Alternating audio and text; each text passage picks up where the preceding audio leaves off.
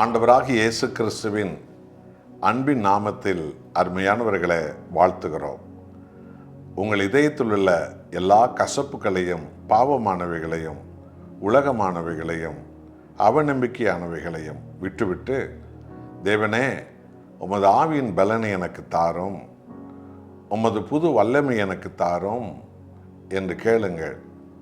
கர்த்தர் நம்மேல் மனமிறங்கி நமது பாவங்கள் எல்லாவற்றையும் அவர் இரக்கத்தோடு மன்னித்துவிட்டு நம்மை பூரணமாய் குணமாக்குவார்.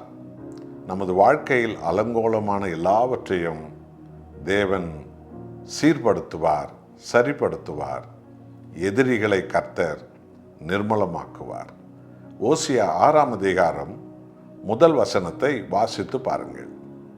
தேவனுடைய அன்பின் செய்தி இப்படியாக நமக்கு சொல்லுகிறது. ஓசியா 6:1. கர்த்தரிடத்தில் திரும்புவோம் வாருங்கள். நம்மை பீறினார், அவரே நம்மை குணமாக்குவார். நம்மை அடித்தார், அவரே நம்முடைய காயங்களை கட்டுவார். எத்தனை அன்பின் தேவன் நாம் ஆராதிக்கிற தேவன்! இந்த உலகில் எங்கே போனாலும் நமக்கு பரிபூர்ண விடுதலை கிடைக்காது, பரிபூர்ண ரட்சிப்பு கிடைக்காது, நமக்கு பரிபூர்ண ஆறுதல் கிடைக்காது, நமக்கு பரிபூர்ண ஆசீர்வாதமும் கிடைக்காது. நம்ம ஆண்டவராக இயேசு கிறிஸ்துவண்டை நாம் முழு உள்ளத்தோடு வரும்போது அவர் நம்மை அணைத்து கொள்ளுகிற தகப்பன், நம்மை முத்தமிடுகிற தகப்பன், நம்மை பலப்படுத்துகிற ஒரு தகப்பன், நம்மை கடந்த காலத்தின் உயர்வு தாழ்வை நம்மிடத்தில் பேசி நம்மை புண்படுத்துகிற மனுஷன் அல்ல தேவன். அவர் மனதுருகிற தேவன். நம்மை அணைத்துக் கொள்கிறார், நம்மை குணமாக்குகிறார், நம் காயங்களை கட்டுகிறார், நம் முகத்தை பிரகாசிக்க வைக்கிறார். எல்லா சத்துருக்களின் தொல்லையிலிருந்தும் நம்மை பூரணமாய் விடுவிக்கிறார். பிசாசின் பிடியிலிருந்து நம்மை எல்லாம் பூரணமாய் தப்புவிக்கிறார். அவரே நம் அடைக்கலம், அவரே நம்முடைய ஜீவன், அவரே நம்முடைய எதிர்காலம்.